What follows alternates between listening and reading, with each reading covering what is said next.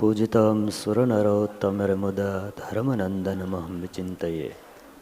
આજરોજ વિક્રમ સંવંત 2081 પોષ સુદ પૂર્ણિમાના પુણ્ય અવસરે શ્રી હરિકૃષ્ણ મહારાજ લક્ષ્મીનારાયણ દેવ ધર્મભક્તિ વાસુદેવ નારાયણની ધજાની નીચે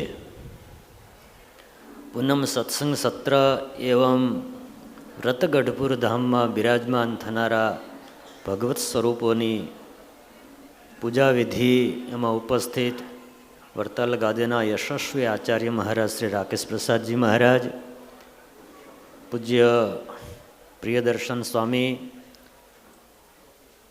પૂજ્ય વરતાલ મંદિરના ચેરમેન શ્રી દેવપ્રકાશદાસજી સ્વામી, પૂજ્ય ધર્મપ્રિયદાસજી સ્વામી વગેરે સૌ સંતો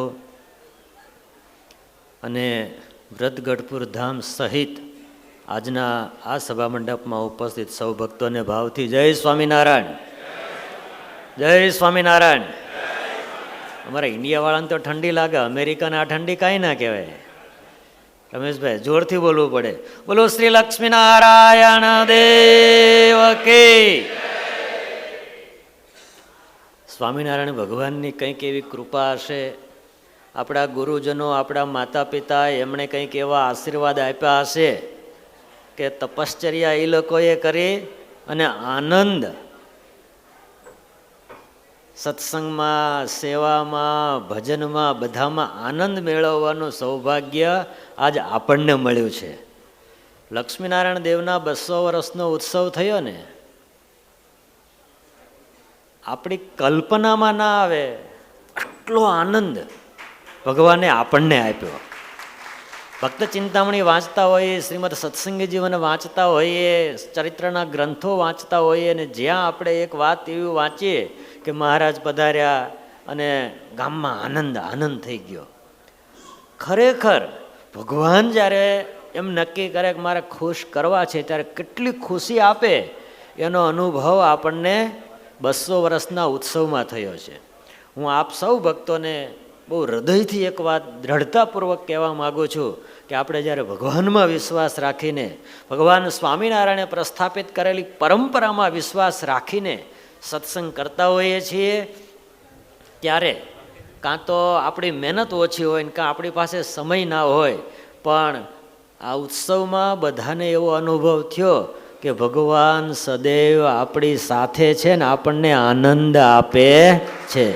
એટલે એ અમેરિકામાં વ્રત ગઢપુર ધામ થતું હોય, વરતાલ મંદિર હોય, ગઢપુર મંદિર હોય કે કોઈ પણ મંદિર છે જ્યાં સ્વામિનારાયણ ભગવાને પ્રસ્થાપિત કરેલી પરંપરા મુજબ દેવોના સ્વરૂપો બન્યા હોય, એની પ્રતિષ્ઠા પણ સ્વામિનારાયણ ભગવાને પ્રસ્થાપિત કરેલી પરંપરા અનુસાર આચાર્ય મહારાજશ્રીના હસ્તે થનારી હોય, એ નાનું મોટું નથી હોતું. એ ભગવાન સ્વામિનારાયણનું કરેલું કાર્ય છે ને એ આપણા માટે કલ્યાણ કરનારું છે. આટલો વિશ્વાસ રાખીને જ્યારે સત્સંગ કરીશું ત્યારે અહીંયાથી યુવાન સંતો, પૂજ્ય હરિચરણ સ્વામી હોય કે પીપી સ્વામીનું મંડળ હોય કે રમેશભાઈ ધાનાણી જેવા સમર્પિત હરિભક્તો હોય, તમે જે ભાવના સાથે આપણી લક્ષ્મીનારાયણ દેવ દેશ ગાદીની આવતી પેઢી છે એનું આપણા સત્સંગ સાથે, આપણા શાસ્ત્રો સાથે, આપણા મંદિરો સાથે, આપણા સંતો આચાર્યો સાથે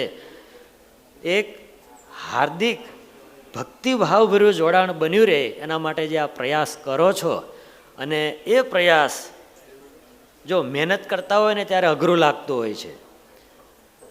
200 વર્ષના ઉત્સવમાં જ્યારે બાપજી વરસાદની આગાહીઓ થતી હતી, વરસાદ પડતો હતો ત્યારે અઘરું લાગતું હતું, પણ ઉત્સવ જ્યારે થયો ત્યારે બહુ આનંદ આવ્યો. રમેશભાઈ મહેનત કરી ત્યારે ખરેખર અઘરું લાગતું હોય, પણ થોડોક દેવનો કૃપા કળશ ઢોળાય, થોડો મહારાજશ્રીનો આશીર્વાદનો કળશ ઢોળાય, થોડા સંતોના આશીર્વાદ ઢોળાય અને થોડી તમારી બધાની મહેનત, બધું એક થાય ને એટલે ઉત્સવમાં તમે પ્રતિષ્ઠા ઉત્સવમાં કલ્પના નહીં કરી હોય ને એવો આનંદ આવશે અને ભગવાન આપણને એવો સુખ આપશે, એવું સુખ આપશે કે આપણને એવો અનુભવ થાય કે આપણો જન્મ સાર્થક છે. હું હરિકૃષ્ણ મહારાજ, લક્ષ્મીનારાયણ દેવ આચાર્ય મહારાજના સંતોના ચરણોમાં આટલી જ પ્રાર્થના કરું છું કે વ્રતગઢપુર ધામની પ્રતિષ્ઠાનો આ પ્રારંભ ગણો. વ્રતગઢપુર ધામમાં હૃદયથી લોકોએ જે મહેનત કરી છે, દૂર દેશાંતરમાં ગયા હોય, ધંધા પાણીના અંજળ સારા હોય ના હોય, પૈસે ટકે ખેંચ હોય, એ બધાની વચ્ચે બધા જ ભક્તોએ એક મના થઈ આચાર્ય મહારાજ શ્રી સંતો જેમ રાજી થાય એવો પ્રયાસ કર્યો છે. એ પ્રયાસ સાર્થક થવા જઈ રહ્યો છે એનો હૃદયથી આનંદ વ્યક્ત કરું છું. ખાસ કરીને તમારા બધાએ એટલી વાત હૃદયમાં દ્રઢ રાખવાની કે આ અમેરિકાની અંદર ઘણા મંદિર થયા છે, પણ ગઢડામાં પણ મૂર્તિનું પૂજન થયું હોય, જુનાગઢમાં થયું હોય, અને વડતાલમાં થયું હોય, એવું આ પહેલું મંદિર વ્રતગઢપુર ધામ થશે. હવે પીપી સ્વામી આ પરંપરા ચાલશે, જોજો તમે. પણ આપણને ખુશી એ વાતની છે કે હરિભક્તોનું વિદેશમાં રહેવા છતાં મંદિરો સાથેનું જોડાણ છે એ દિન પ્રતિદિન વધતું જાય છે. દેવ સાથેનું જોડાણ છે એ દિન પ્રતિદિન ગાઢ બનતું જાય છે. એનો આનંદ વ્યક્ત કરું છું. અને જેણે જેણે સેવા કરી છે એ બધાના ઉપર અત્યારે જે મહારાજશ્રીના સંતોના આશીર્વાદ મળે ને એ બધામાં હરખો ભાગ રમેશભાઈ એકલા ના લઈ લેતા. જેણે જેણે મદદ કરી છે તનથી મનથી ધનથી, એ બધાને રાજીપો પણ સહિયારો મળે એવી પ્રાર્થના કરું છું. જય સ્વામિનારાયણ.